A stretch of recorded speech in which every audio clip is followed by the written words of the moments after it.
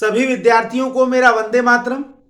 मैं विकास श्रीवास्तव विक्रमादित्य आईएएस गोरखपुर के YouTube channel पर आपका स्वागत करता हूं। प्यारे विद्यार्थियों, आज अपने इस यूट्यूब चैनल पर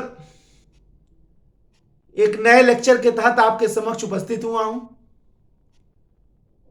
आज हम लोग एक विशेष मुद्दे पर डिस्कशन करेंगे और वह मुद्दा किसी पर्टिकुलर सब्जेक्ट या विषय से संबंधित ना होकर एक सामाजिक मुद्दा है, एक सोशल इशू है जो आपके जीएस के मेंस के पेपर में तो इंपॉर्टेंट है ही, साथ में निबंध के प्रश्न पत्र के लिए बहुत इंपॉर्टेंट है। और मेरा यह भी मानना है कि ऐसा अभ्यर्थी जो सिविल की तैयारी कर रहा हो उसका इंटेंशन इस मुद्दे पर जरूर क्लियर होना चाहिए।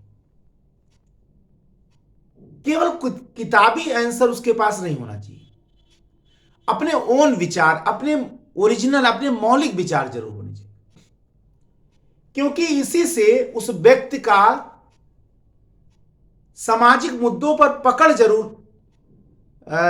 निश्चित होगा कि वास्तव में इसका पकड़ क्या है इन विषयों पर। अगर हम केवल किसी सामाजिक मुद्दे पर केवल हम किताबी बात बोल देते हैं तो वो एग्जामिनर या इंटरव्यूअर, मान लीजिए इंटरव्यू दे रहे हैं, वहीं अगर हमसे पूछ दिया गया तो वो जाहिर सी बात है, वो एग्जामिनर ये तो पकड़ ही लेगा कि ये किताबी बोल रहा है या अपने मौलिक शब्द को बोल रहा है, ये वो पकड़ लेगा निश्चित। और सिविल सेवा की तैयारी में जब आप मेंस लिख रहे हैं तो एग्जामिनर ये देखना चाहता है कि आपका वास्तविक कुछ है कि नहीं, कि आप सब कुछ किताबी जान रहे हैं। तो आज हम लोगों ने जिस मुद्दे को लिया है, जो निबंध के प्रश्न पत्र में तो बहुत इंपॉर्टेंट है ही और जीएस के पेपर में भी बहुत इंपॉर्टेंट है, इसके अलावा जो बहुत सारे ऑप्शनल सब्जेक्ट हैं उसमें भी इस मुद्दे से प्रश्न आता है, और वो मुद्दा है भ्रष्टाचार, करप्शन। भारतीय समाज ही नहीं, अपितु समस्त विश्व समाज आज इस करप्शन नामक दीमक से, इस भ्रष्टाचार नामक दीमक से पूरा समाज आज अंदर से खोखला हो चुका है।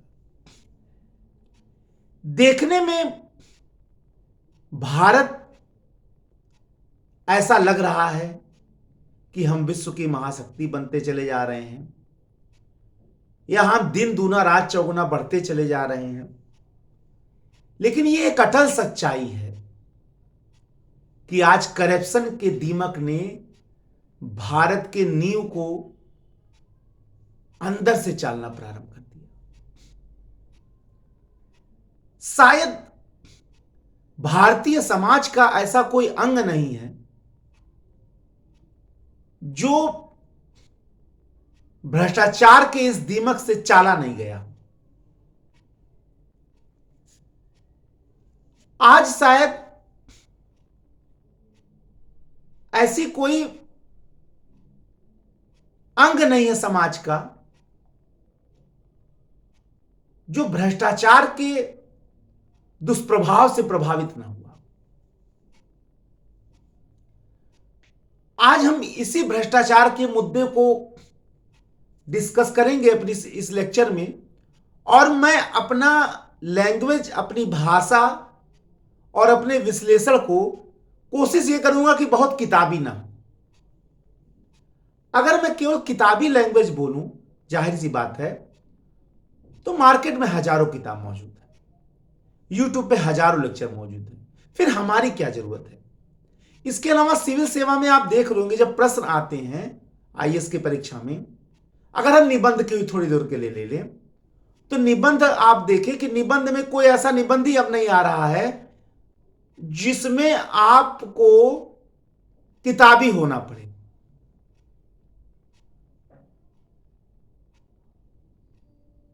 पालने हिलाने वाले, हाथों में पूरा संसार है पूरा विश्व। बताइए, ये शब्द अगर आया है तो ये कहां, इससे आपको कहां किताबी तथ्य मिल पाएगा?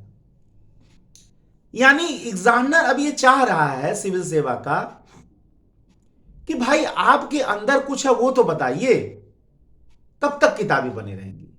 एक सिविल सेवक को, एक कलेक्टर को, एक डीएम के समक्ष आज बहुत सारी नई समस्याएं आ जाती हैं, और ऐसी समस्याएं भी आ जाती हैं जिनका अतीत में कोई एग्जाम्पल मौजूद नहीं है। एक सिविल सेवक के समक्ष अगर ऐसी समस्याएं आ जा रही हैं तो उसके अंदर अपनी कोई अंतर्निहित शक्ति है कि नहीं, कुछ अंतर्निहित ज्ञान है कि नहीं, कुछ अंतर्निहित समस्याओं के समाधान का क्षमता है कि नहीं, ये जानना चाहता है एग्जामिनर। वो ये चाहता है कि आप इसके बारे में तो कुछ अपने अंदर की बातें कुछ निकाले, कि केवल किताब रट कर, किताबी कीड़ा बनकर आप कब तक हमें भुलावा कर देते रहेंगे। कुछ अपनी बातें भी तो दिखाइए। फिर सिविल सेवा लेने का मतलब क्या, परीक्षा लेने का मतलब क्या है भाई? वनडे दीजिए, फिर ऑब्जेक्टिव प्रश्न हल करिए। फिर क्या फायदा है आयोग को इतना लंबा एग्जाम दिलाने का? आयोग ही चाहता है। और मैं अपने प्रत्येक लेक्चर में, आप हमारे हर लेक्चर को देखिए, आपको किसी लेक्चर में बहुत ज्यादा किताबी लेक्चर आपको नहीं दिखेगा। मैं उसमें अपने 20 साल का अनुभव देता हूं। मेरी कोशिश यही रहती है। तो आइए हम लोग देखें भ्रष्टाचार। भ्रष्टाचार जाहिर सी बात है मुद्दा नहीं है, बल्कि एक समस्या है। इस कलयुग की जो सबसे बड़ी समस्या है वो है भ्रष्टाचार। अब आप कहते होंगे कि सर ये तो आप सही नहीं बोल रहे हैं, समाज में समस्याओं में आतंकवाद है, गरीबी है, बेरोजगारी है, नक्सलवाद है, पूरे दुनिया को देखिए आतंकवाद के सुरसा अपने मुंह में निगले जा रही है। फिर अब भ्रष्टाचार, यही तो बात है कि भ्रष्टाचार को हम सही से परिभाषित ही नहीं कर रहे हैं।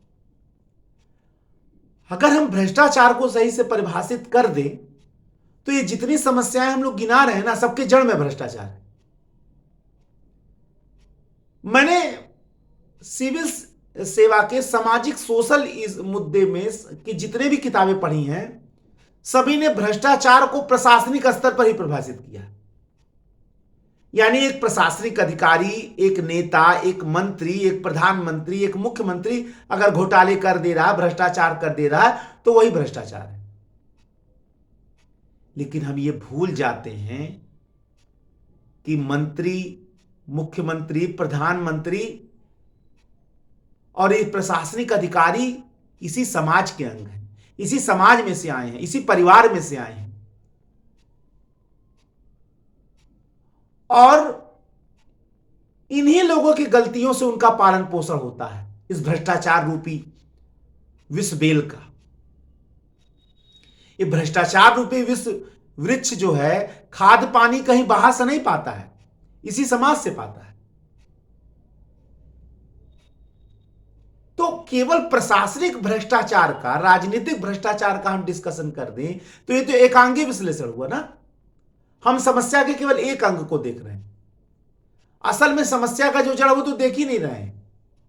यही कारण है कि भ्रष्टाचार का विष बेल दिन दूना रात चौगुना बढ़ता जा रहा है, क्योंकि हम समस्या का विश्लेषण केवल इस आधार पर कर रहे हैं कि यह केवल प्रशासनिक स्तर तक सीमित है। किसी ने घोटाला मंत्री ने कर दिया, हम उसी को भ्रष्टाचार बता दे रहे हैं।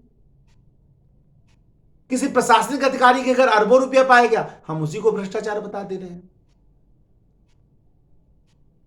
यह ठीक है कि समाज को सबसे ज्यादा नुकसान इन्हीं के द्वारा आपको दिखता है, लेकिन हम ये भूल जाते हैं कि इसका जड़ वहां नहीं है, इसका जड़ यह समाज है।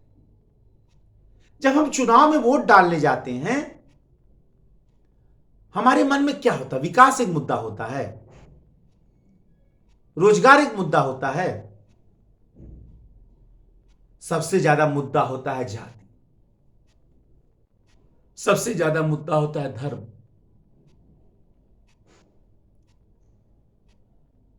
और हम इस आधार पर वोट डाल रहे हैं और हम सोच रहे हैं कि जो नेता बने वो राजा हरिश्चंद्र बने। ऐसा कैसे सोच पा रहे हैं? ऐसा कैसे सोच पा रहे हैं हम? अगर अपराधी संसद और विधानसभा में चुनकर जा रहे हैं तो इसके पीछे केवल उन्हीं का जिम्मेदारी है। हम उनको चुन के भेज रहे हैं, हमारी जिम्मेदारी नहीं है। जितने जिम्मेदार वो हैं उतने जिम्मेदार हम हैं, क्योंकि हमने उनके हाथ और पांव को मजबूत किया है। मैंने सारे किताबों को देखा, वो प्रशासनिक भ्रष्टाचार, राजनीतिक भ्रष्टाचार, बल्कि परिभाषा ही उसी आधार पर दे रहे हैं। प्रशासनिक अधिकारियों द्वारा अपने दायित्वों का निर्वहन न करते हुए अपने स्वार्थ हित में अपने पद का दुरुपयोग करना भ्रष्टाचार है। ये तो प्रशासनिक भ्रष्टाचार हो गया ना भाई। राजनीतिक भ्रष्टाचार कहा गया, सामाजिक भ्रष्टाचार कहा गया, सार्वजनिक जीवन में भ्रष्टाचार जिसने सबको रद्द कर रखा है, उस सार्वजनिक जीवन में भ्रष्टाचार कहा गया। एक व्यक्ति सुबह से निकलता है, मैंने एक कहावत भी सुन रखा है कि विदेशों में जब आदमी अपने घर से निकलता है तो अपने देश के लिए काम करने निकलता है। भारत में जब कोई व्यक्ति घर से बाहर निकलता है तो अपने लिए पहले ही काम करता है और अंतिम में भी अपने लिए काम करता है। क्या भ्रष्टाचार यही शुरू नहीं हो रहा है? कितना सही है कितना गलत, इस मुद्दे पर मैं जा ही नहीं रहा हूं, क्योंकि यह कहना कि सब भ्रष्ट है, सब बेईमान है, यह तो बहुत बड़ी मूर्खता है। लेकिन बड़ी संख्या में है, ज्यादातर है, ज्यादा संख्या में, यह गलत नहीं है। अच्छा, अब भ्रष्टाचार को एक और तरीके से परिभाषित लोग करते हैं। देखिए कैसे हो रहा कि भाई भ्रष्टाचार का मतलब क्या है? जिसके पास पद है और जो पद पाए हुए है उसी का दुरुपयोग कर रहा है, यानी वो भ्रष्टाचारी है। यानी अगर आप पद पे नहीं हैं और सपोज करिए आप ईमानदार हैं तो आपकी ईमानदारी कोई मतलब नहीं, क्योंकि लोग क्या कहेंगे कि अरे भाई जब आपके पास पद नहीं है, जब आप किसी अधिकार क्षेत्र में है ही नहीं, तो पता नहीं आप ईमानदार हैं कि नहीं है। आपको कोई दायित्व तो मिले, आपको कोई, ये चीजें मैं इसलिए बोल रहा हूं ताकि आपको इस मुद्दे की गहनता का भान हो, क्योंकि ये मुद्दा जो है वो इतना सीधा नहीं है जितना सीधा किताबों में दे रखा है। किताबी ज्ञान हमें बताना हो तो हमारी यहां क्या जरूरत है? हम तो उसको बताने का प्रयत्न करें जो हम सोचते हैं, और ये आप बताएंगे कि ये वास्तविकता के कितना निकट है। तो आपसे कहा जाएगा भाई आपने पद तो पाया नहीं, फिर आप कैसे ईमानदार हो गए? ईमानदारी के लिए कुछ लेवल चाहिए ना आपके पास। किसी पद पर बैठे हो, कलेक्टर हो, डीएम हो, कुछ क्लर्के हो, चपरासियां हो, ऐसे लोगों से मैं कहना चाहता हूं, चोर, डाकू, दलाल, ठेकेदार,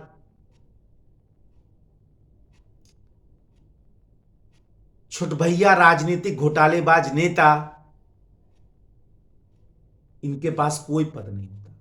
बड़े बड़े व्यापारी, बड़े बड़े उद्योगपति, बड़े बड़े बिजनेसमैन, ये किसी सरकारी पद पर बैठे नहीं हैं, लेकिन इनके द्वारा बहुत बड़ी संख्या में भ्रष्टाचार किया जाता है। इनके पास कोई पद नहीं है, तो आप क्या कहेंगे कि इनके पास पद नहीं है तो क्या भ्रष्टाचार नहीं कर रहे हैं? अगर इसमें ईमानदार है कोई, तो क्या ईमानदारी इनकी मायने नहीं रखती? क्या बेईमानी, भ्रष्टाचार के लिए केवल सरकारी पद चाहिए? भ्रष्टाचार के इसी परिभाषा ने भ्रष्टाचार की बड़ी बड़ी मछलियां छूट गई और वो गंदगी फैलाती रहती हैं तालाब में। तालाब रूपी, समुद्र रूपी समाज में गंदगी फैलाती रहती है। कोई जन्मजात कोई अधिकारी भ्रष्ट नहीं होता है। समाज के लोग अपने स्वार्थ में उसको भ्रष्ट बनाने का प्रयत्न करते हैं, लालच देते हैं। ठीक है, वो ऐसा नहीं, उसका स्वभाव भी होता है, ऐसा नहीं जो ईमानदार है उसको कोई भ्रष्ट बना देगा। लेकिन क्या ये गलत है कि उसके ऊपर इतना दबाव पड़ता है कि अपनी ईमानदारी छोड़ने पे विवश हो जाता है? गलत बात है ये। बल्कि बहुत लोग कहते हैं ठीक है अभी आओ तो पता चलेगा। इसका मतलब क्या हुआ? प्रशासन में आओ तब तो पता चलेगा। एक ईमानदार अधिकारी को जीना उतना कठिन है, बेईमान को जीना कठिन ही नहीं। वो तो सबको मिलाकर चल रहा है। कहावत ही राजनीति में, कुछ काम मैं उनके कर देता हूं, कुछ काम वो मेरे कर देते हैं। सब पार्टियां मिल बांट खा रही हैं। और इसमें पिसता कौन है? ईमानदार आदमी। ईमानदार भी पिस जाता है, क्योंकि उसका तो नहीं ये है ना वो है, बल्कि ईमानदारी तो अभिशाप बनकर रह जाता है।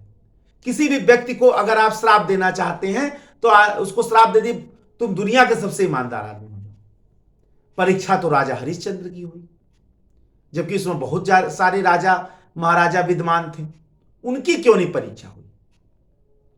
परीक्षा राजा हरिश्चंद्र की क्यों?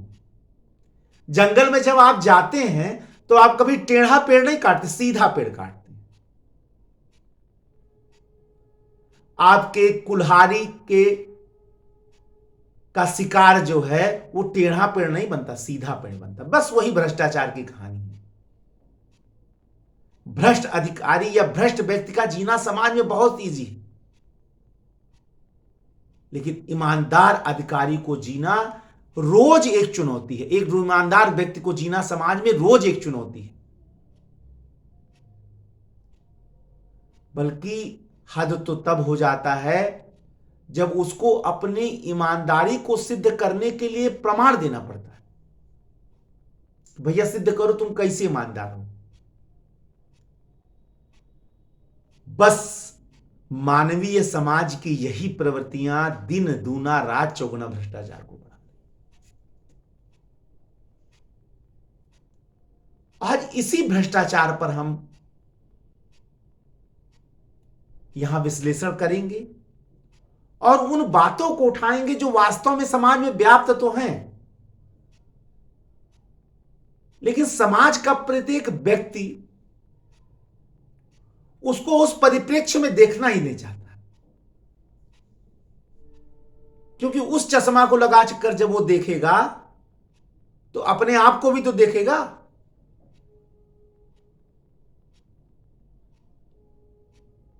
और ये पता चल जाएगा कि भ्रष्टाचार के इस हम्माम में कौन कितना नंगा है। तो उसके लिए भी समस्या खड़ी हो जाएगी। चाहे वो पॉलिटिक्स हो, चाहे वो प्रशासन हो, चाहे वो समाज का कोई क्षेत्र हो, हर व्यक्ति एक दूसरे को मानता है कि वो भ्रष्ट है। कहना नहीं चाहता है। क्यों नहीं कहना चाहता है? क्योंकि अगर हम एक उंगली इसको उठाएंगे तो बाकी उंगलियां तो अपने पर उठेंगी ना। अब हम कह देते अगर हम ईमानदार होते, कहें कैसे? मैं लेक्चर दे रहा हूं, मेरे ऊपर भी विवाद उठ जाएगा। मैं कितना भी ईमानदार हूं, उससे कोई मतलब नहीं। बहुत सारे लेक्चर सुनने वाले यही कहेंगे कि भाई पहले सिद्ध करिए आप कितने ईमानदार हैं। क्योंकि ये मुद्दा ही ऐसा है। आप अगर ईमानदारी का कहीं भी आप बखान करने लगे, भ्रष्टाचार का विरोध करें, पहला प्रश्न आएगा कि आप ही एक राजा हरिश्चंद्र की औलाद बने हैं। अब बताइए, अगर उस व्यक्ति के अंदर जरा ईमानदारी भी होगी तो वो कल को कहेगा आप बोलेंगे नहीं। समाज को भ्रष्टाचारियों, बेईमानों और धूर्तों के कार्य से या बोलने से उतना नुकसान नहीं होता है जितना एक ईमानदार और बुद्धिजीवी व्यक्ति के चुप रहने से नुकसान होता है। हम लोग यही जान नहीं पाते। ईमानदार और बुद्धिजीवी व्यक्ति तो बेजुबान हो चुका है। बोले किससे? किसी से बोलेगा, किससे बोलेगा? कौन उसके खिलाफ हो जाएगा, ये वो बेचारा समझ ही नहीं पाता है। सबको ही आपके सामने तो ईमानदार की बड़ी डींगे मारेगा, जैसे आपके पीछे जाएगा वो फिर वही काम शुरू कर देगा। और इसमें ईमानदार गिनती के हैं। अगर समाज में देखे जाएं तो अटल ईमानदार गिने चुने लोग बचे हैं। लेकिन हमें नहीं भूलना चाहिए कि यही ईमानदार चरित्र के लोग समाज रूपी इस महल के नींव की ईंट हैं। इन्हीं पे दुनिया टिका हुआ, इन्हीं पे समाज टिका है और ये हमेशा रहेंगे। भले देखने में लग रहा हो कि भ्रष्टाचारी प्रशासन, शासन, राजनीति, समाज चला रहे हैं, लेकिन इन चंद ईमानदार, कर्तव्यनिष्ठ और शुचितापूर्ण सामाजिक जीवन जीने वाले लोगों के कारण ही आज यह दुनिया जिंदा है।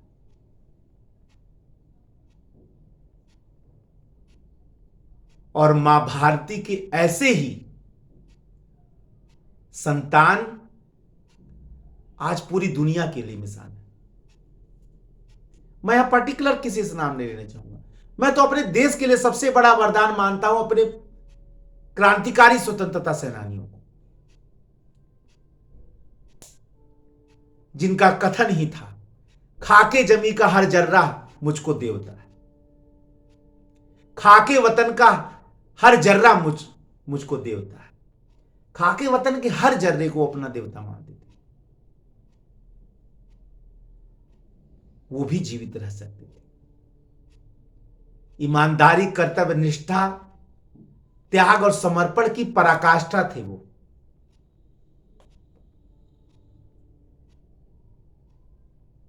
जिनके त्याग और समर्पण की नींव पर आज वर्तमान भारत टिका हुआ है। ईमानदारी, कर्तव्य निष्ठा का आपको इससे बड़ा एग्जाम्पल नहीं मिल पाएगा। क्या वैसा भारत, एक दिन मैं ये भी दिखाऊंगा कि हमारे सपनों का भारत कैसा होना चाहिए। ये भी एक दिन मैं दिखाऊंगा, आपको एक दिन लेक्चर में दूंगा। हमारे सपनों का प्रधानमंत्री कैसा होना चाहिए, हमारे सपनों का मुख्यमंत्री कैसा होना चाहिए। एक दिन ये भी मैं लेक्चर दूंगा यहां पे। आज भ्रष्टाचार पे देख लिया जाए। भ्रष्टाचार की परिभाषा क्या है, भ्रष्टाचार को पहले देखा जाए, परिभाषित कर लिया जाए। जब किसी भी समस्या का डिस्कशन होता है तो आज आप लिखने का तरीका यहां से ये जान लीजिए कि पहले बताया जाता है कि समस्या क्या है, फिर बताया जाता है समस्या कहां है, फिर बताया जाता है समस्या का प्रभाव क्या है, फिर बताया जाता है समस्या क्यों है, फिर समस्या का क्या परिणाम हो रहा है, यानी प्रभाव क्या हो रहा है। इसके बाद बताया जाता है कि इस समस्या के निदान के लिए क्या हुआ, फिर यह बताया जाता है कि क्या होना चाहिए, और अंत में एक समन्वित निष्कर्ष दीजिए, एक संतुलित निष्कर्ष दीजिए। कहीं भी आपको अगर समस्या के बारे में लिखना, बिल्कुल यही फॉर्मेट है। क्या है, कहां है, क्यों है, परिणाम क्या है, क्या हुआ, क्या होना चाहिए। ये फ्रेमवर्क कर लीजिए आप लेखन शैली का। सिविल सेवा में जब आप इस फ्रेमवर्क को बना लेंगे ना, तो आप देखेंगे अच्छा से अच्छा आप समस्याप्रद उत्तर हल डायरेक्ट लिख पाएंगे। मैं यहां अपने इस मंच से केवल अनुभव ही तो शेयर करता हूं। अपने 20 साल के अनुभव को मैं यहां शेयर करता हूं। तमाम मेंस की परीक्षाओं से जो मैंने अनुभव पाया, मेरा उद्देश्य है कि सबके तक ये पहुंचे, और इस मंच से मैं पहुंचाना चाहता हूं। भ्रष्टाचार की परिभाषा बहुत दिया गया, कानून में अलग है, सामाजिक नीतिकारों ने अलग अलग दे रखा है, सामाजिक चिंतकों ने अलग दिया है। भ्रष्टाचार शब्द का अगर संधि विच्छेद किया जाए तो भ्रष्ट प्लस आचरण, यानी स्वार्थ के वशीभूत होकर किसी भी व्यक्ति द्वारा स्वार्थ के वशीभूत होकर भ्रष्ट या बिगड़ा आचरण करना भ्रष्टाचार कहलाता। अब वो चाहे प्रशासनिक अधिकारी हो, चाहे वो राजनेता हो, चाहे वो व्यापारी हो, चाहे वो उद्योगपति हो, चाहे वो न्यायिक अधिकारी हो, चाहे वो शिक्षक हो, चाहे वो समाज का आम आदमी हो, अगर वो अपने स्वार्थ सिद्धि की पूर्ति हेतु भ्रष्ट आचरण करता है, ऐसा आचरण करता है जो सामाजिक रूप से मान्य न हो, भ्रष्टाचार कहलाता है। अब ये सामान्य परिभाषा है। फला राइटर ने क्या कहा, फला क्या कहा, नीति नियंताओं ने क्या कहा, कानून ने कहा, मैं ये सब नहीं बताना चाहता। ये बहुत मौजूद है मार्केट में, बहुत सारा किताबों में, वो आप देख लें। उसको बताना हमारी क्या जरूरत है। अगर हम केवल लकीर के फकीर बने हो तो सिविल सेवा की शिक्षा की कोई मतलब नहीं। सिविल सेवा तो एक वैचारिक क्रांति है। अगर आपका वैचारिक डेवलपमेंट नहीं हो रहा तो बेकार है पढ़ना दो बेकार।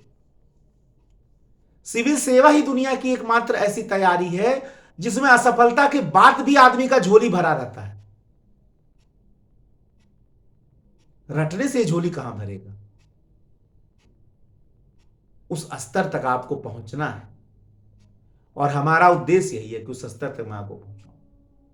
ठीक है, तो ये हो गया भ्रष्टाचार की परिभाषा। अब अगर प्रशासनिक क्षेत्र में आप कह दीजिए तो स्वार्थ सिद्धि से प्रेरित होकर एक प्रशासनिक अधिकारी द्वारा अपने निहित उत्तरदायित्वों का प्रयोग न करते हुए भ्रष्ट आचरण करना भ्रष्टाचार कहलाता। अब इस परिभाषा को जहां लागू कर दीजिए आप,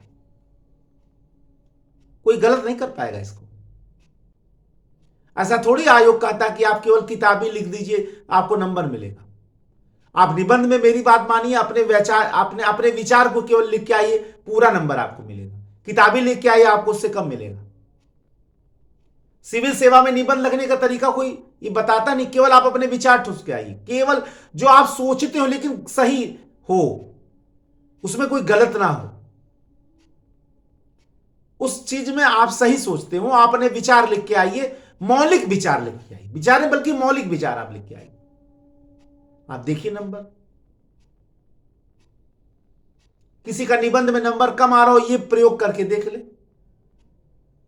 बस जैसे जैसे आपके मन में भाव आते जा रहे हैं, भाई अब सिविल सेवा की तैयारी कर रहे हैं तो कुछ ना कुछ तो आपका आइडिया इस समय तैयार हो चुका है। बस आप उसी ओर बढ़ते चले जाइए, फिर देखिए।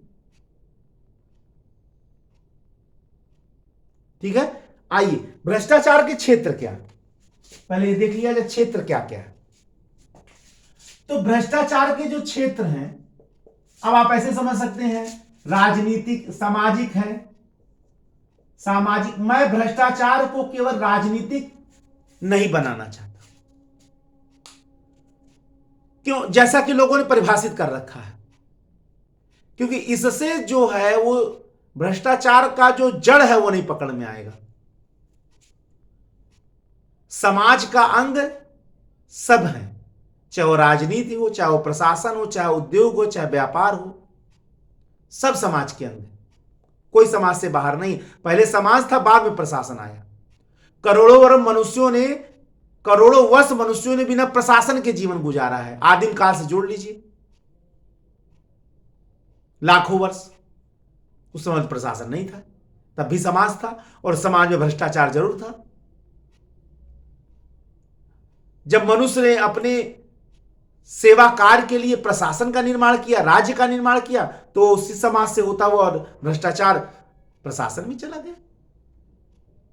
अब चूंकि वो पावरफुल होते हैं, उनके दायित्व ज्यादा होते हैं, इसलिए वो हिट्स दिखते हैं, और उसी से पूरे समाज को गंदगी वो ज्यादा फैलाते हैं। लेते जितना पाए ने उससे ज्यादा वो रिवर्स भ्रष्टाचार दे रहे हैं, इसलिए वो ज्यादा दिख जाते हैं।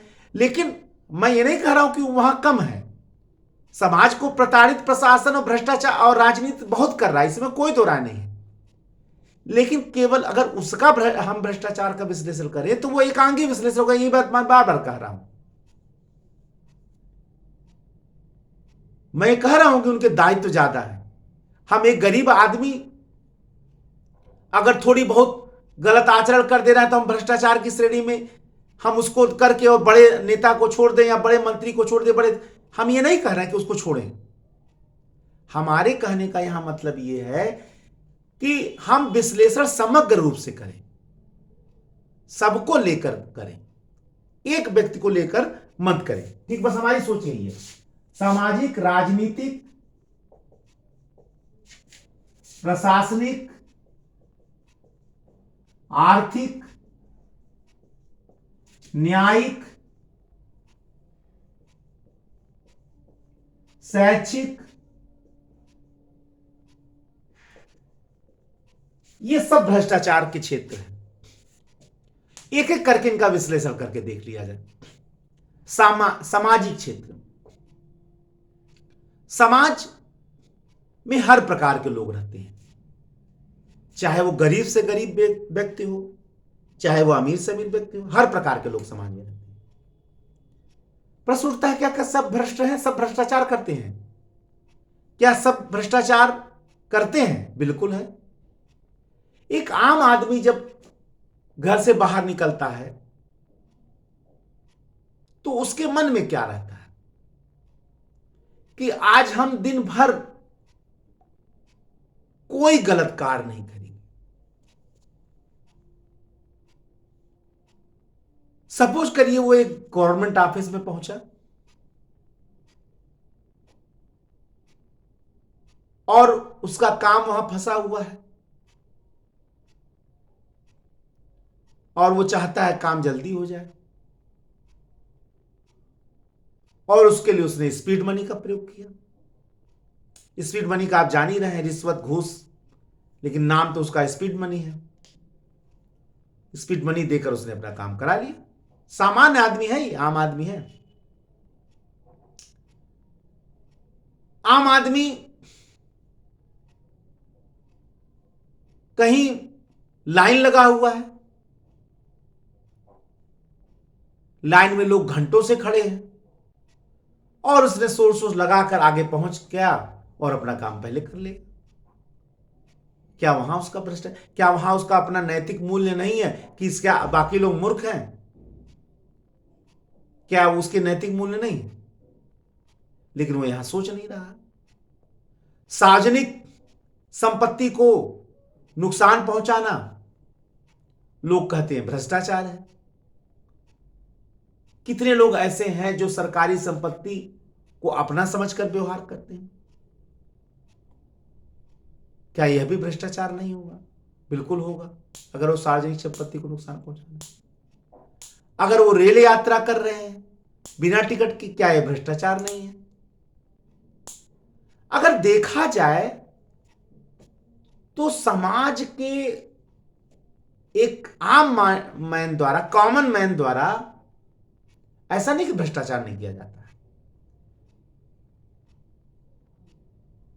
और यही कॉमन मैन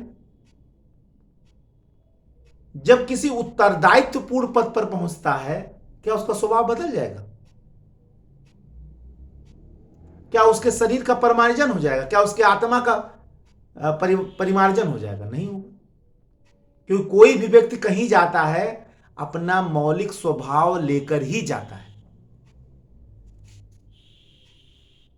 मूल मनुष्य का नहीं बदलता है। वो रत्नाकर डाकू वाल्मीकि अलग थे कि मरा मरा कहते राम नाम। ये बहुत किसी पर कृपा होता है, बहुत ही रिवोल्यूशनरी माइंड चेंज एक अलग की बात हो गई। ये धारणा सबके साथ नहीं होती। अगर ऐसा होता तो शायद आज राजनीति भ्रष्ट भ्रष्ट भ्रष्ट नहीं होती। ऐसे ही लोग जाकर अपना क्योंकि जो अगर कोई मंत्री अगर भ्रष्ट है या नेता भ्रष्ट है तो ऐसा नहीं कि वहीं जाके भ्रष्ट बना, वो अपना मौलिक स्वभाव लेकर वहां गया। ऐसा नहीं कि पद पाते वो भ्रष्ट बन गया। लाल बहादुर शास्त्री भी थे। कौन सा ऐसा पद राजनीतिक था जो वो पाए नहीं, लेकिन ईमानदारी के नाम पर आज उनका सौगंध लिया जा सकता है। राजा हरिश्चंद्र को किसने देखा? लेकिन अगर लाल बहादुर शास्त्री की प्रामाणिकता देख ली जाए तो ईमानदारी के प्रतिमूर्ति थे। डॉक्टर राजेंद्र प्रसाद की ईमानदारी देख लिया जाए तो प्रतिमूर्ति थी ईमानदारी। लोकनायक जयप्रकाश नारायण की ईमानदारी देख लिया जाए, इसी युग में प्रतिमूर्ति थी। क्या ये हमारे आदर्श नहीं हो सकते? ये भी तो पद पाए,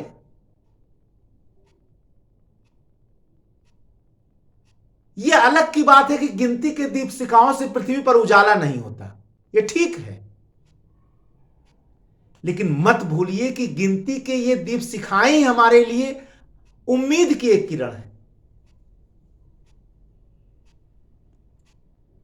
ये ध्रुव तारे के समान हमेशा हमारा मार्गदर्शन करती रहे कि ऐसे भी लोग, ऐसे भी हाड़ मांस वाले लोग इस पृथ्वी पर कभी पैदा हुए थे,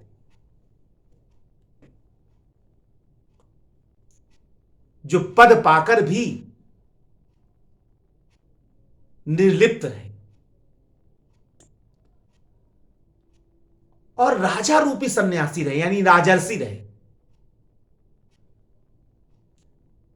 जिसकी संकल्पना हमारे शास्त्रों में की, राजा रूपी ऋषि। क्या यह संकल्पना नहीं हो सकती? पद पाएगा सब भ्रष्ट ही हो जाएगा क्या? यह कहां की नीति? जैसा कि आजकल लोगों ने उड़ा रखा, रे अब कहां, अब तो ईमानदारी एक गूलर का फूल है।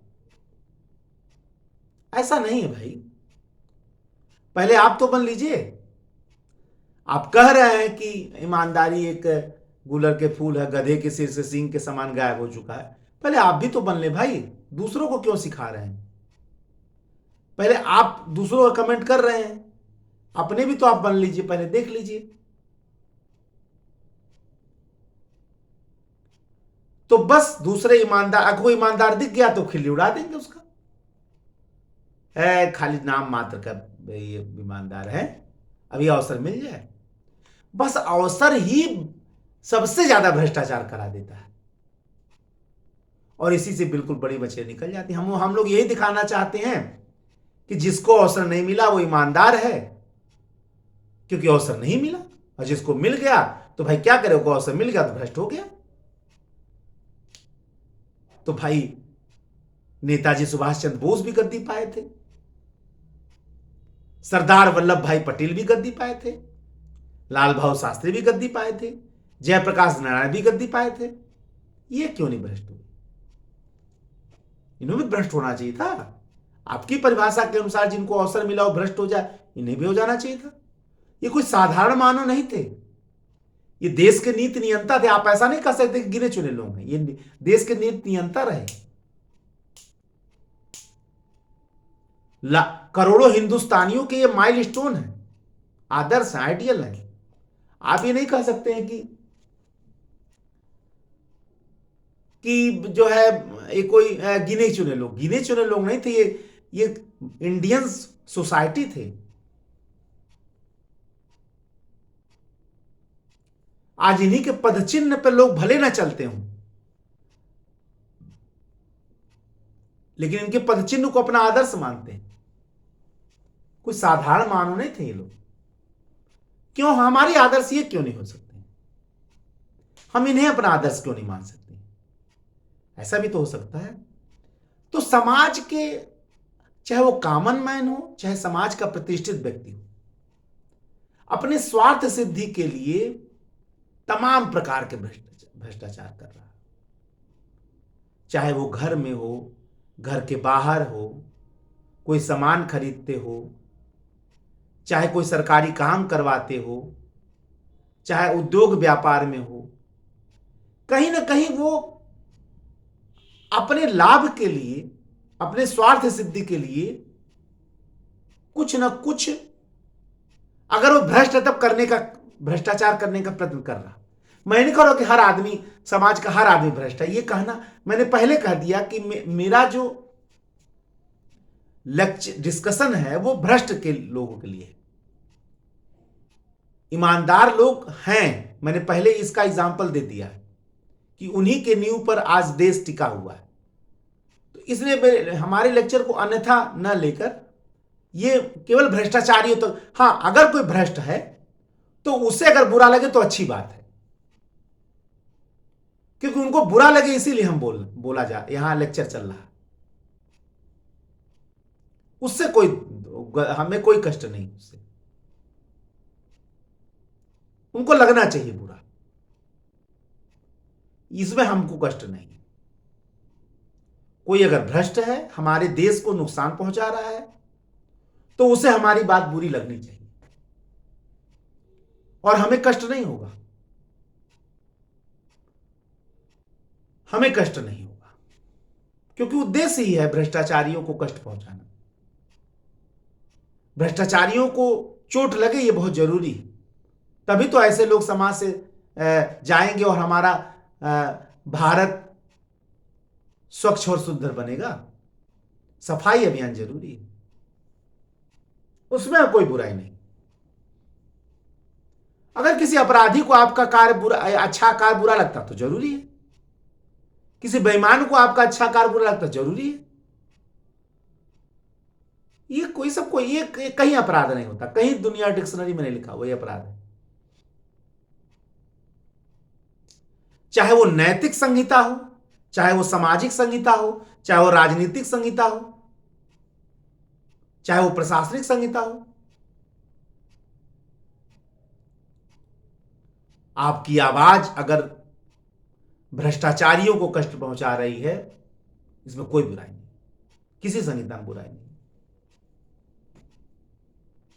किसी संहिता में बुराई हो ही नहीं सकता है।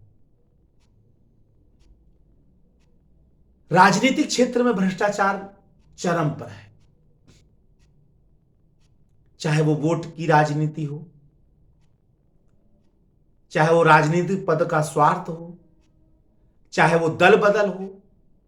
5 साल जब गद्दी पर बैठकर मलाई काटना रहेगा, उस पार्टी के अंदर कोई बुराई नहीं दिखेगी, और जैसे ही 5 साल बीतेगा तत्काल दल बदल के दूसरे पार्टी में चले जाएंगे, कहेंगे वहां हमारे सम्मान को खतरा था। पता नहीं कौन सा अनुभव, कौन सा चश्मा लगाते हैं कि 5 साल उनको खतरा दिखता ही नहीं है, और जैसे ही मलाई खा लिए,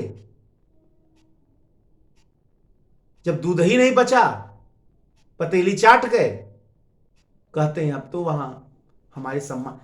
पता नहीं समाज ऐसे लोगों को कैसे पहचान नहीं पाता है, कैसे, मैं ये समझ नहीं पाता, या पहचान कर पहचानना भी नहीं चाहता, ये भी बड़ी बात है। पहचान कर पहचानना भी नहीं चाहता, ये भी बड़ी बात है।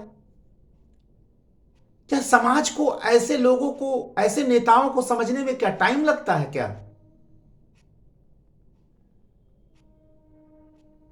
वैचारिक मतभेद एक अलग बात है, लेकिन दूसरे जगह पहुंचकर आप गद्दी पाएंगे इसके लिए छोड़ रहे, ये तो बहुत गलत बात है। वास्तव में आपका कोई अपमान कर दे, वास्तव में आपके कोई स्वाभिमान को ठेस पहुंचा दे, उससे आप अलग होते हैं किसी से, अलग बात है, ये हो सकता है। लेकिन ऐसे ऐसे नेता हैं जो, एग्जाम्पल कई ऐसे हैं जो एक एक महीने के अंदर कई कई पार्टियां बदल लिए, मतलब आपका हर जगह स्वाभिमान खतरे में आ जा रहा है।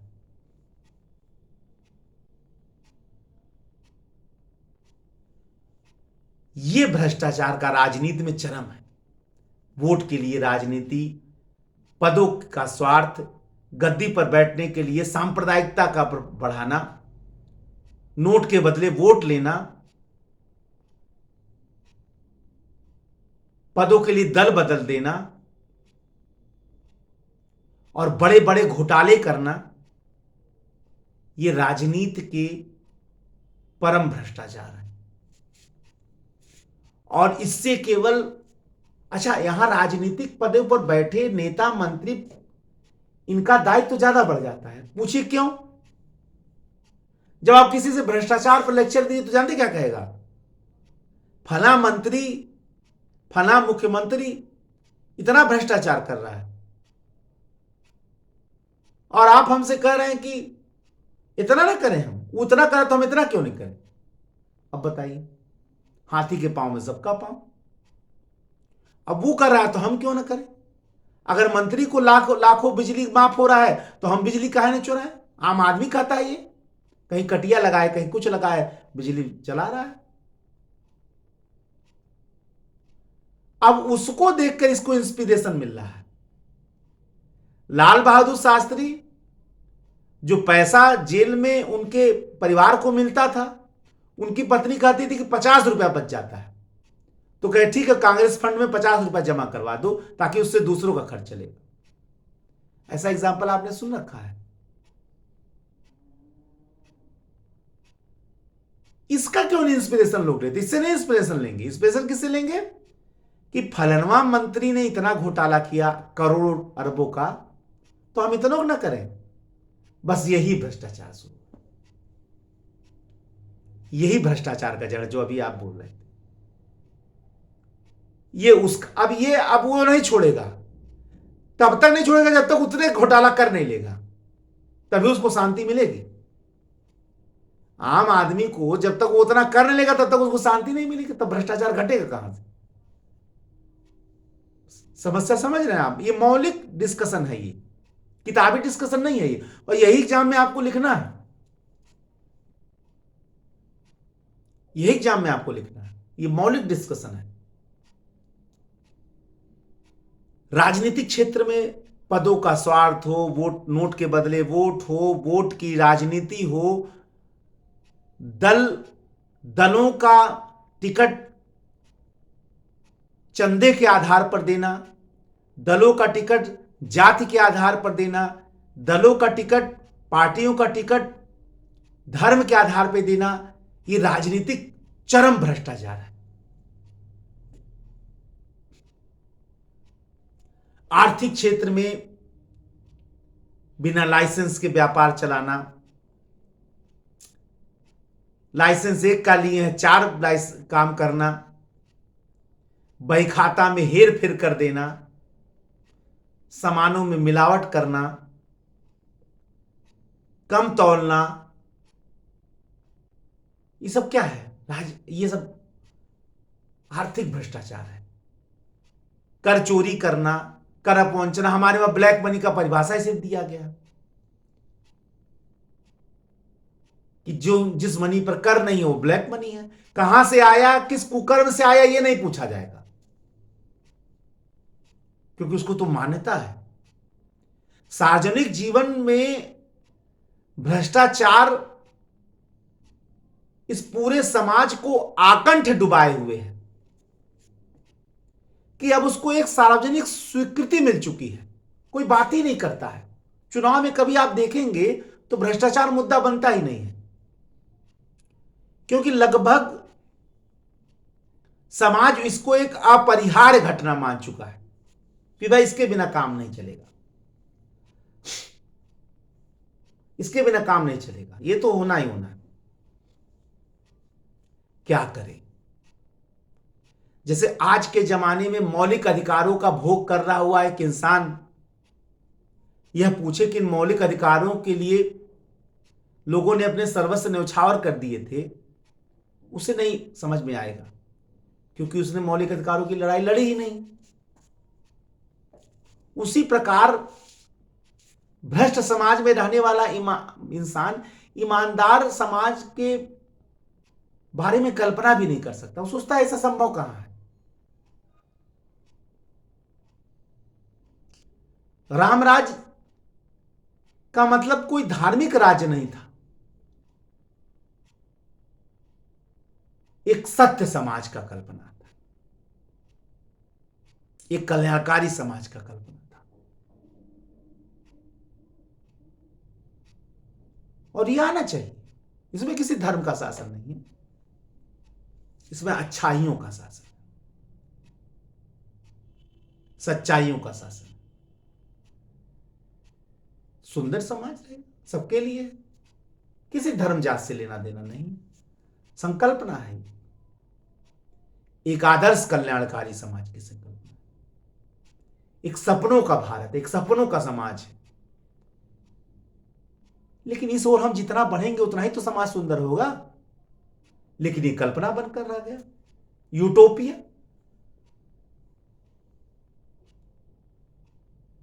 क्योंकि लोग इस तरफ सोच भी नहीं पा सकते हैं, क्योंकि समाज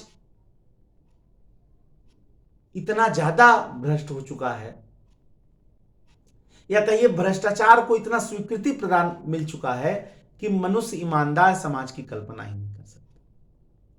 न्यायिक क्षेत्र में जिसको कानून की रक्षा का काम किया गया है, कानून के वहां भ्रष्टाचार चल रहा है, चाहे वो वकीलों के द्वारा हो, चाहे न्यायालय में बैठा न्यायाधीश हो, चाहे 10 रुपया लेने वाला वहां नंबर लगाने के लिए पेशकार हो, कोई हो, समय से न्याय न मिलना भी अन्याय ही है, और वो भी एक भ्रष्टाचार है। निर्णय धन के आधार पर बदल दिए जाते हैं, ये भी बहुत बड़ा भ्रष्टाचार है।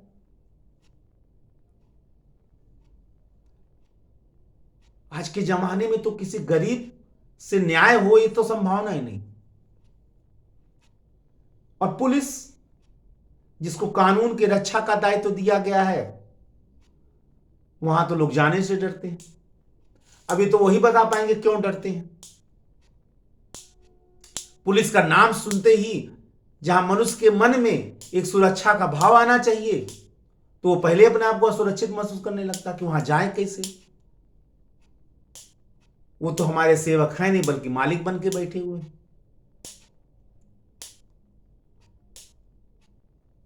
क्यों लोगों को डर लगता है? क्या ऐसा सोचने का प्रयत्न हुआ किसी के द्वारा?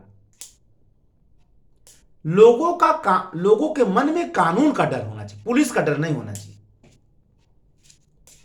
लोगों के मन में कानून का भय हो, बल्कि मैं कहता हूं कानून का भय नहीं, कानून के प्रति सम्मान। जैसे आप ईश्वर का सम्मान करते हैं, भगवान का सम्मान करते हैं, कानून का सम्मान करिए। पुलिस के लिए भी आपके मन में सम्मान होना चाहिए। ऐसा है क्यों नहीं? इसका मूल कारण है भ्रष्टाचार। क्योंकि वहां जाने वाला व्यक्ति मन में पहले सोच लेता कि हमारे साथ कोई न्याय नहीं होगा।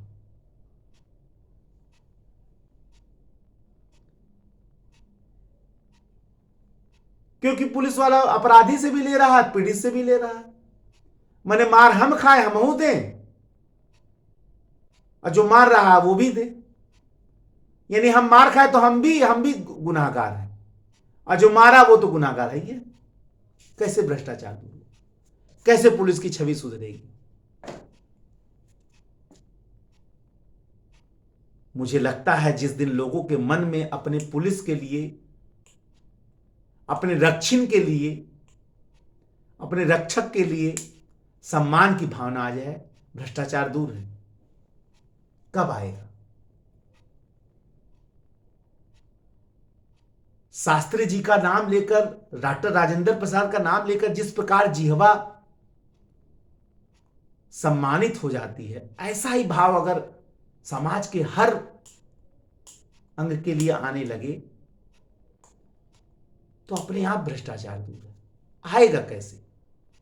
लाना तो हम ही लोगों को पड़ेगा। स्वास्थ्य के क्षेत्र में कहीं मिलावटी दवा मिल रहा है, कहीं आदमी मरा हुआ है, महीनों तक उसको रख कर कह रहे हैं कि अभी इसका हम वेंटिलेटर पे रखे हुए हैं, लेकिन वो ऑलरेडी मर चुका है। बिल 1,000 का है, 10,000 का बिल बन रहा है। डॉक्टर द्वारा उस आदमी का तब तक इलाज किया जाए तो मर नहीं जाए। टेस्ट के नाम पर आप किसी डॉक्टर के पास जाइए, जितना फीस है उससे कई गुना टेस्ट करवा रहे हैं। अब बाद में कह रहा है कोई बीमारी नहीं है। भाई आप 5-4 साल पढ़ाई किस चीज की है? जब आप एक छोटे से बीमारी का तत्काल अनुमान ही नहीं लगा सकते तो किस लिए की? आपको अंदाजा नहीं लग पा रहा कि मैंने ब्रेस्टो टेस्ट कराए, पेशाबो टेस्ट कराए, और अल्ट्रासाउंडो करवा ले, फिर सीटी स्कैन करवा ले, एमआरआई करवा ले, तो फिर आप क्या पढ़े? बता दीजिए 4 साल क्या पढ़े?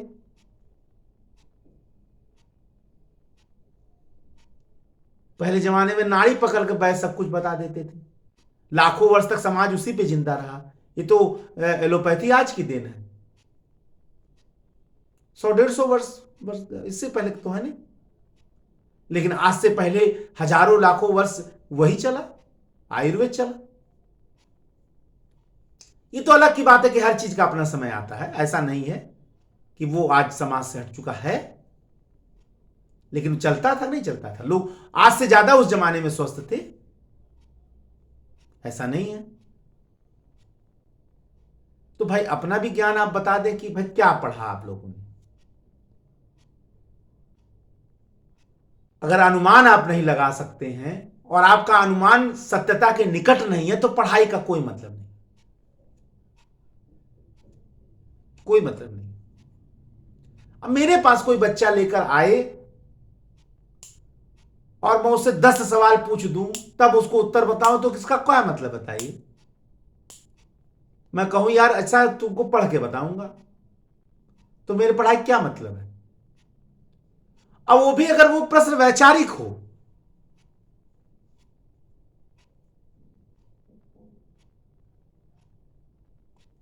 तो कहने का ये मतलब है कि इस क्षेत्र में भी भ्रष्टाचार अपने चरम पर है। हर साल लाखों करोड़ों भ्रूण हत्याएं इसी साल आधार पे हो जाती हैं। किसका भ्रष्टाचार है? कि केवल उस परिवार का जो लिंग परीक्षण करा रहे हैं या उस डॉक्टर का जो लिंग परीक्षण कर रहा है। ऐसे ऐसे डॉक्टरों का भी आया है उदाहरण, अभी पकड़ाए मिले हैं जो अंग काट काट कर बच्चों को अपंग बना रहे थे ताकि जो समाज के अपराधी गणों से भी भिक्षावृत्ति करवा सके। क्या यह भ्रष्टाचार का चरम नहीं है स्वास्थ्य क्षेत्र में? अब हम लोग जब क्षेत्र देख लिए तो अब देखा जाए क्यों है समस्या। अब समस्या क्या है देख लिया गया, समस्या कहां है यानी क्षेत्र देख लिया गया। अब देखा जाए समस्या क्यों है, यानी what is the cause of problem या what is the cause of corruption. Corruption का कारण क्या है? अब अगर आप किसी विद्वत जन से बात करें आप तो वो बताएगा भैया इसका कारण सामाजिक है, इसका कारण आर्थिक है, इसका कारण राजनीतिक है, इसका कारण प्रशासनिक है। हम लोग भी डिस्कशन कर ले, लेकिन मैं आपको आज इसका एक बड़ा ही मौलिक कारण बताऊंगा। जहां से भ्रष्टाचार जन्म लेता है, आज उस कारण का भी हम विश्लेषण यहां करेंगे।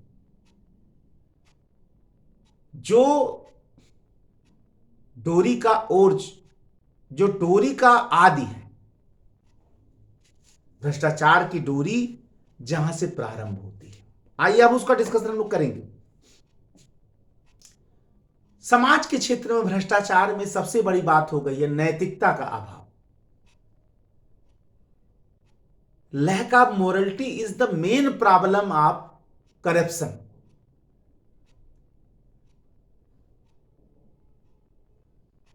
कारण उसका यह है कि नैतिकता मानवीय प्रत्येक कार्य का मूल्यांकन, परीक्षण और निर्देश करने का एक बहुत बड़ा साधन है। बल्कि वह आईना है जिसमें मनुष्य अपना अपने चरित्र का और व्यक्तित्व का अवलोकन कर सकता। यही नैतिकता, नैतिकता ही वो आईना है। अब भ्रष्टाचार के कारण का एक छोटा सा एग्जाम्पल हमसे यहां सुने और देखेंगे वो कितना बड़ा कारण है भ्रष्टाचार का।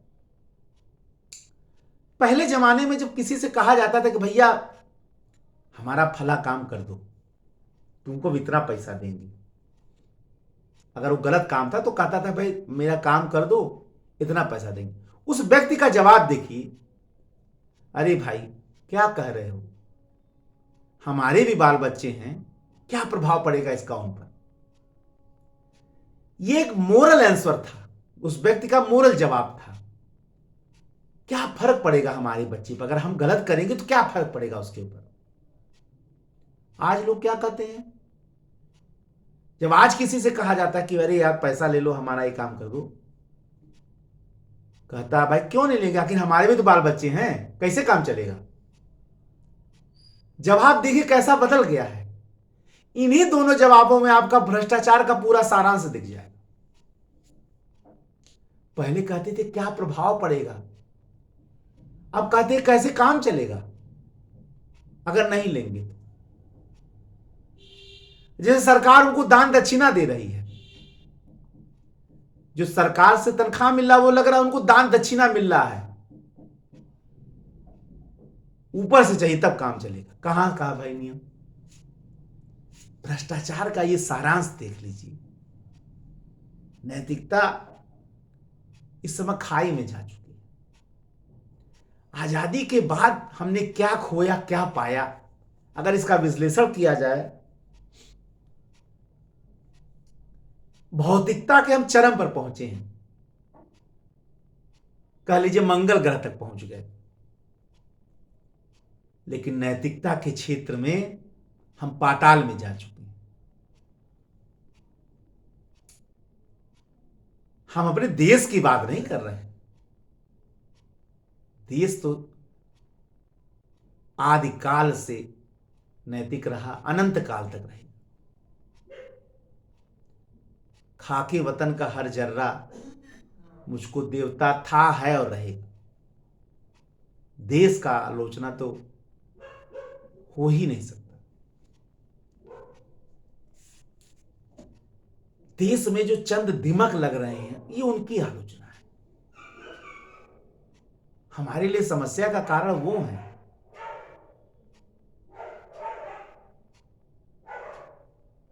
जो हमारे इस देश के नींव को खोखला कर रहे। हमारे लिए समस्या वो है। हमें हमारे देश की बुराई कहां हो सकती है? नैतिकता का अभाव, मूल्यों में गिरावट, भोगवादी चरित्र। समाज अब भोगवादी हो गया है। पहले जमाने में जो विलासिता की वस्तुएं थी, आज आवश्यकता की वस्तुएं हैं। तो भ्रष्टाचार नहीं बढ़ेगा समाज में। यावत जीवत सुखी जीवत, ऋणम कृत्वा घृतम पीवत। जब तक जीना है सुखी जीना है, भले ऋण लेकर घी क्यों ना पीना पड़े। भोगवादी समाज की जो नींव है, चारवाक के इस कथन पर टिकी हुई है। और यही भौतिकवादी भोगवादी समाज भ्रष्टाचार का सर्वोच्च कारण है। तभी तो मैंने कहा कि किसी जमाने में जिनको हे दृष्टि के से इसलिए देखा जाता था कि विलासिता की वस्तुएं थी, आज उनको गौरव की दृष्टि से इसलिए देखा जाता है कि आज वो आवश्यकता की वस्तु बन गई। बस यहीं से समाज का नैतिक पतन। मैं ये नहीं कह रहा हूं कि आवश्यकता की कोई वस्तु लेने में बुराई है,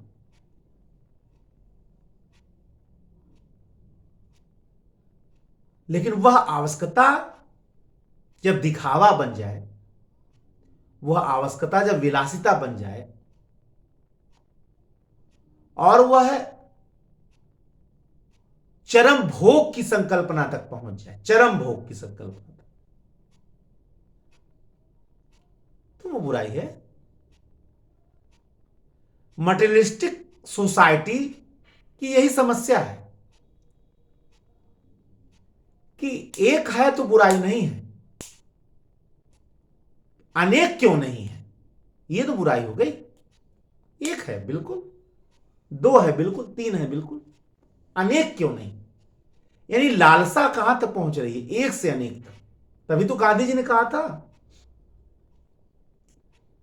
पृथ्वी के संसाधन मनुष्य की आवश्यकताओं के पूर्ति के लिए पर्याप्त है, लेकिन मनुष्य के लालच की पूर्ति के लिए वो अपर्याप्त है। वो पर्याप्त हो ही नहीं सकती, क्योंकि मनुष्य के आवश्यकता को पूरा किया जाता है, उसके लालच को पूरा नहीं किया जाता। तो आवश्यकता अब लालसा तक पहुंच गई है, और वही लालसा भ्रष्टाचार की जननी, जिसको आप स्वार्थ बोलते हैं। स्वार्थवाद और आत्म केंद्रित व्यक्तित्व, समाज केंद्रित व्यक्तित्व नहीं, अब आत्म केंद्रित व्यक्तित्व। मैं, तुम या हम की भावना गई, अब मैं। जो आत्म केंद्रित पर्सनालिटी डेवलपमेंट आज के जमाने में हो रहा है, समाज केंद्रित, समूह केंद्रित, समुदाय केंद्रित, और अंततः राष्ट्र केंद्रित। अब तो व्यक्तित्व का विकास ही नहीं हो रहा है, अब व्यक्ति केंद्रित व्यक्तित्व का विकास हो रहा है। यह भ्रष्टाचार का बहुत बड़ा कारण। मैं भ्रष्टाचार के उन कोर सेक्टर्स को देख रहा हूं। किताबों में जो परिभाषा दिया जा रहा है वो असल विश्लेषण, मैं ये नहीं कह रहा हूं गलत। देखिए भाई, मैं भी किताबी के आ रहा हूं, लेकिन मैं लकीर का फकीर नहीं बनना चाहता भाई। मेरा अपना एक स्वभाव है। मैं मेंस की परीक्षा में भी लिखता, ऐसा नहीं 50% नंबर, 996 50% नंबर भी मैं पाया हूं सिर्फ आईएएस में। मैं अपना ओन अपना स्वाभाविक लेक्चर लिखता था। सफल हुआ नहीं हुआ ये अलग की बात है, उसके विश्लेषण में बहुत कुछ चीजें मिल सकती हैं। कमियां तो आदमी के अंदर रहती हैं, तभी कुछ गड़बड़ी होता है। इसका मतलब ये थोड़ो है कि मैं अपना स्वभाव छोड़ दूंगा। जो मौलिक अवधारणा है वो जरूर बोलूंगा और कोशिश करूंगा कि उससे आपको भी कुछ लाभ हो। इसी आशा और इसी उम्मीद से मैं अपने स्वभाव को, या जो अपना मौलिक स्वभाव, उसको जरूर बनाए रखता हूं। राजनीतिक भ्रष्टाचार का कारण है, जाहिर सी बात है, पदों का लालच, वोट की प्राप्ति, चुनाव जीतना,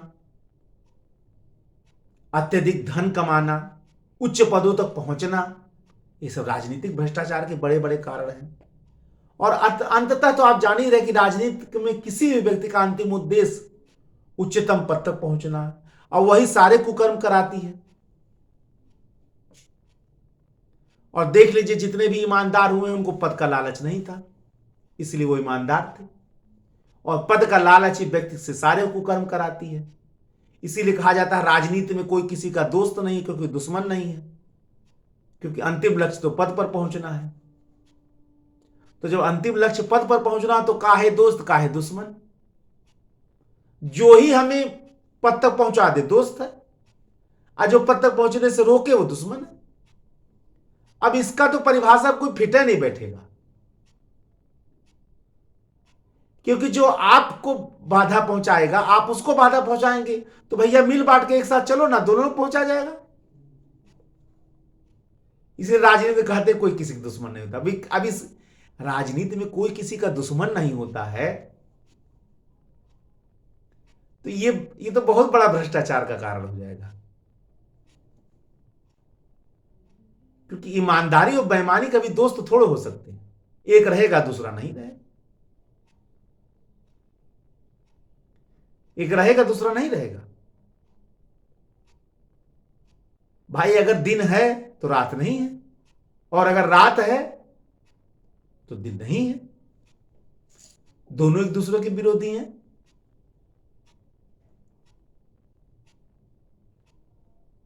तो कैसे हो सकता है ईमानदार और बेईमान की दोस्ती हो? लेकिन सच्चा ईमानदार व्यक्ति, ठीक है भाई, ऐसा नहीं है कि ईमानदार बेईमान दोस्त नहीं होते हैं, लेकिन जब बात देश की आ जाए तो ईमानदार व्यक्ति बेईमान व्यक्ति की बात कभी नहीं मानता है। जब मान जाए तो निश्चित वो भी भ्रष्ट है। राजनीति में इसके अलावा आर्थिक क्षेत्र में भ्रष्टाचार का कारण भी बहुत सारे चीज हैं। अत्यधिक लाभ का भाई, किसी भी व्यापारी और किसी भी बिजनेसमैन से आप पूछेंगे तो सबसे प्रमुख तत्व जो होता है उसका लाभ। कोई भी व्यक्ति बिजनेसमैन जब कोई भी व्यापार बिजनेस करने जाता है तो लाभ का तत्व प्रथम होता है। तो जाहिर सी बात है वही लाभ उससे बहुत सारे भ्रष्टाचार करवाती है। वो बहुत बड़ा कारण है। करों को बचा लेना, अत्यधिक धन, ज्यादा से ज्यादा धन जमा कर लेना, ये सब भ्रष्टाचार के बड़े बड़े कारण हैं। और सबसे बड़ा कारण व्यापार में जो लाभ है वही सारे काम करा लेता है। अब प्रश्न ये उठता है, जिसने मैंने बताया कि उसके सामाजिक कारण है, आर्थिक कारण है, राजनीतिक कारण, शैक्षणिक कारण बहुत बड़ा है भ्रष्टाचार का। क्योंकि अब तो शिक्षा विद्या से दूर हो रही है। इसीलिए आयुष में निबंध आया, विद्या से दूर होती शिक्षा। आज का निर्जीव सैद्धांतिक ज्ञान व्यक्ति को शिक्षा प्रदान कर रहा, विद्या प्रदान नहीं कर रहा है। अब आपके मन में यह प्रश्न कौन जाएगा कि सर शिक्षा और विद्या में क्या अंतर है? भाई शिक्षा, अब देखिए मैं परिभाषा उस ढंग से नहीं करना चाहता, थोड़ी हाइपोथेटिकल होकर, नैतिक होकर इसकी परिभाषा हम लोग करेंगे। जैसे इंजीनियरिंग की शिक्षा आप ले लें, जाहिर सी बात है आज इंजीनियरिंग ने हमें बहुत सारे उच्च कोटि की सफलताएं दी हैं। वैज्ञानिक शिक्षा ने हमें आज चांद तक पहुंचा दिया है, मंगल ग्रह तक पहुंचा दिया है, इसमें उनका कोई दो राय नहीं। आज स्वास्थ्य की शिक्षा या डॉक्टरी की शिक्षा ने उन रोगों को भी निवारण कर दिया जो किसी जमाने में लोगों के लिए महामारी हुआ करती थी, आज वो स्वप्न हो गए। इसमें कोई दो राय नहीं है कि इन शिक्षाओं की वजह से, लेकिन क्या यह शिक्षा मनुष्य के अंदर शुचिता का भाव पैदा कर रही है, नैतिकता का भाव पैदा कर रही है, मूल्यों का समावेश कर रही है? अगर ये शिक्षा मूल्य सहित हो तो विद्या है, और मूल्य रहित हो तो शिक्षा है। मैं ये नहीं कह रहा हूं कि शिक्षा मूल्य रहित होती है, ऐसा नहीं कह रहा हूं, लेकिन ये शिक्षा अगर मूल्य उत्पन्न कर दें और इनके अंदर मूल्यों का समावेश भी कर लिया जाए तो जाहिर सी बात है ये हमारे लिए विद्या हो जाएगी। विद्या ददाति विनयम, विनयम ददाति शीलम। अच्छा, अगर आपके अनुसार आपको लगता हो कि हाँ नहीं ये तो गलत बात आप कर रहे हैं क्योंकि शिक्षा बहुत बढ़ रहा है समाज में, हम लोग इतना आगे जा रहे हैं। अच्छा, आप बड़ा बता दीजिए, अगर शिक्षा मनुष्य में नैतिक भाव उत्पन्न करने का साधन आज होती तो दिन दूना रात चौगुना इतने जघन्य अपराध बढ़ते चले जाते, रेप आम हो जाता, 5 साल की बच्ची से लेकर 70 साल तक की बुजुर्ग महिला का भी रेप होता। जिनके तरफ लोग आंख उठाकर नहीं देखते थे, आज वो हमारे लिए भोग की वस्तु हो गई हैं। जिनकी लोग पूजा करते थे, आज इसी हाईटेक एजुकेशन ने आज उन चीजों से हमारा सम्मान ही हटा दिया है। इसमें दोष केवल शिक्षा का नहीं है, वह समाज भी है। जो शिक्षक आज मार्गदर्शक होना चाहिए बच्चों का, वो क्या करे? आज धन कमाने के फेरे में पड़ा हुआ है। क्लास में अगर कोई गणित का शिक्षक गणित पढ़ा रहा है तो क्या उसका कर्तव्य नहीं है कि थोड़ी सा बच्चों को मोटिवेट कर दे, उनके अंदर कुछ नैतिक भाव भर दे? तनख्वाह तो आपको 50,000 मिल ही रहा है, थोड़ी सा कुछ अच्छा से सिखा दीजिए। भौतिक विज्ञान का शिक्षक अगर पढ़ा रहा है तो वो भी कुछ पढ़ा दे। इंजीनियरिंग का शिक्षक कुछ पढ़ा रहा है, वो भी कोई मार्गदर्शन कर दे। यहां तो अपने अंदर ही भाव नहीं तो बच्चों में क्या भाव पैदा करेंगे?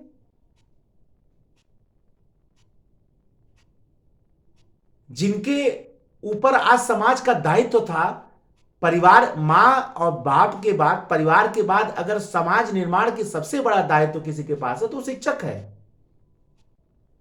कितना दायित्व निभा रहा है, इसी को पहले तय कर लीजिए, वो कितना दायित्व निभा रहा है, एक बड़ी बात है। तो जाहिर सी बात है, अगर शिक्षक अपने दायित्व को उठा ले जैसा कि पहले उठाते थे और नैतिक चरित्र का विकास वहीं से करना प्रारंभ कर दे बचपन से ही विद्यार्थियों में, तो देखिए समाज कितना सुंदर हो जाए। लेकिन यहां तो समय तो इसमें जा रहा कि कितना तनख्वाह पा जाए, समय तो इसमें जा रहा है कि आज सैलरी कितना बढ़ गई, कल सैलरी कितना बढ़ गई। सबके लिए नहीं मैं कह रहा हूं भाई, जो लोग सही हैं उनके लिए कैसे कोई कह सकता है, उनके लिए तो जीवा कट के गिर जाएगी।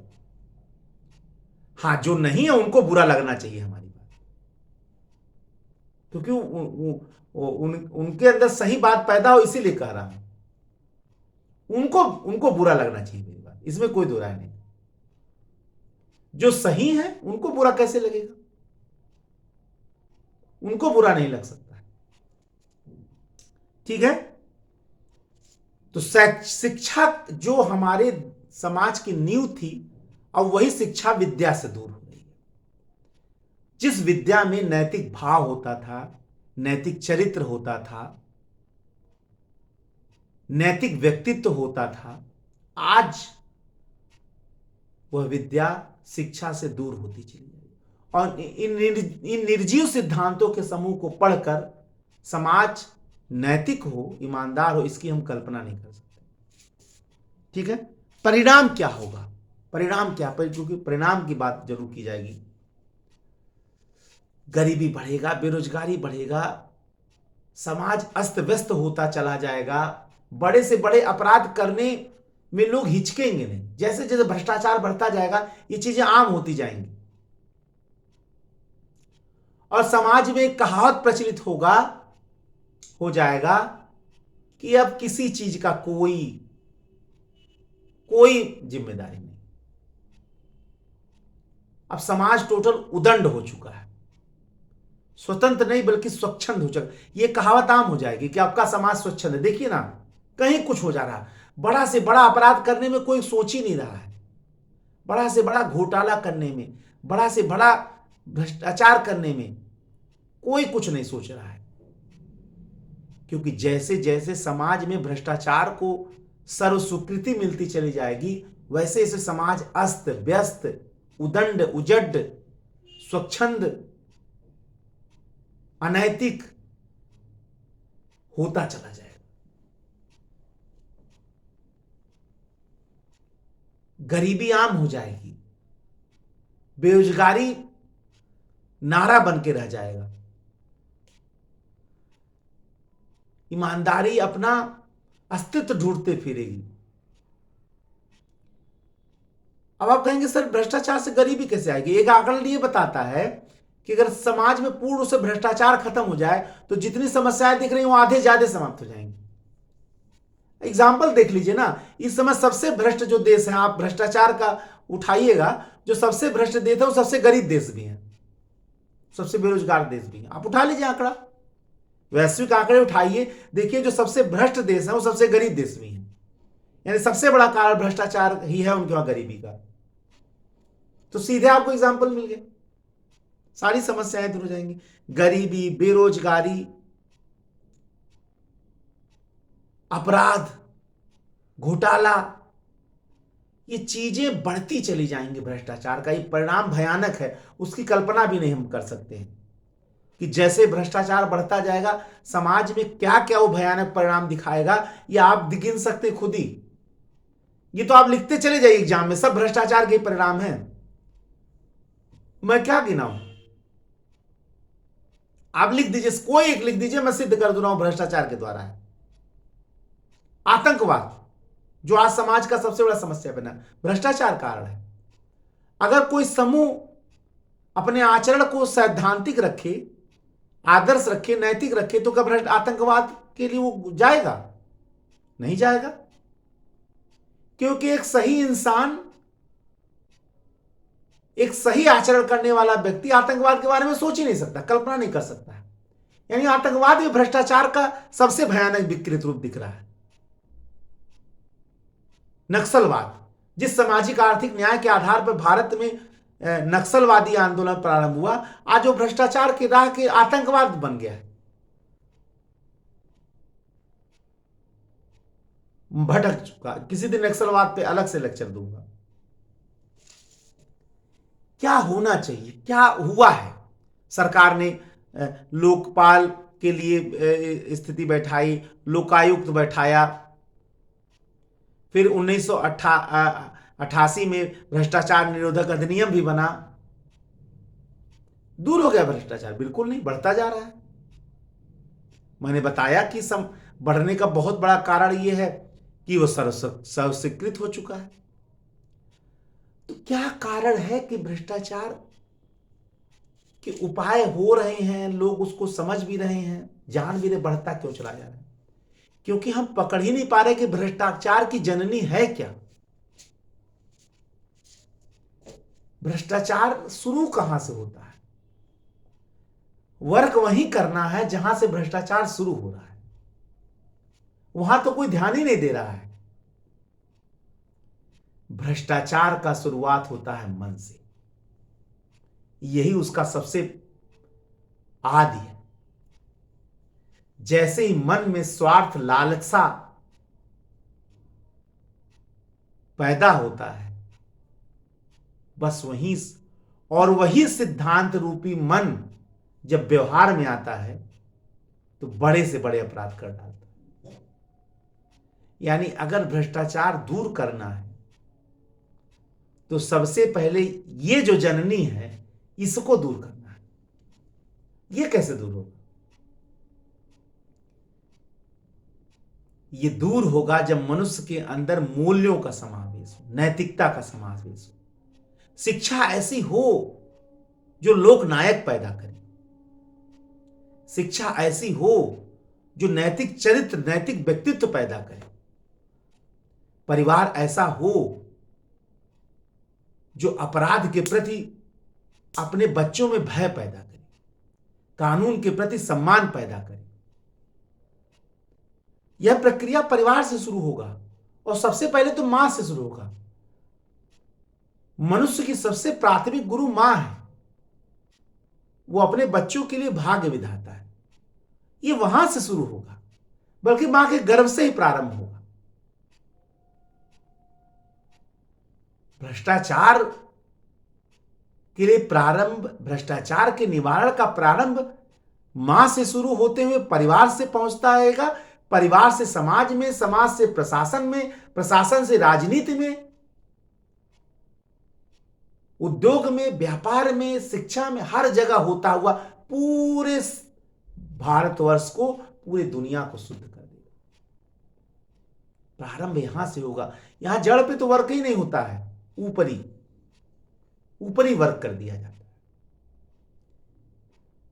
और हम विश्वास भी करते हैं एक दिन ऐसा समय आएगा जब भ्रष्टाचार रूपी जो सुरसा है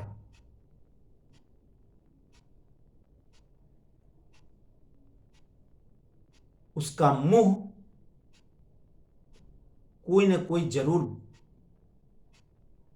बंद करेगा, यहां तक कि उसे समाज से बाहर भी करेगा। तभी संभव होगा जब परिवार से यह यात्रा शुरू होते हुए पूरे देश में व्याप्त हो। हम आशा करते हैं कि ऐसा होगा। और समस्या का हमेशा होप एंड आपको करना है, ये नहीं करना तो दूर नहीं होगा। एग्जामिनर आपके अंदर एक होपफुल प्रशासनिक अधिकारी देखना चाहता है, होप एंड, और समन्वित उत्तर देखेंगे। होगा कब? जब सभी के अंदर भ्रष्टाचार के प्रति एक घृणा का भाव पैदा हो, एक डर का भाव पैदा हो, उस दिन ये दूर हो जाएगा। यात्रा परिवार से शुरू होगी और तब देश में पूरे व्याप्त हो। हम आशा करते हैं कि हमारा ये लेक्चर आपके लिए जरूर उपयोगी होगा। सिविल सेवा के परीक्षार्थी के अंदर एक मौलिक भावना का जरूर पैदा करेगा। ऐसे ही मौलिक लेक्चर हम आपके समक्ष जरूर लाते रहेंगे।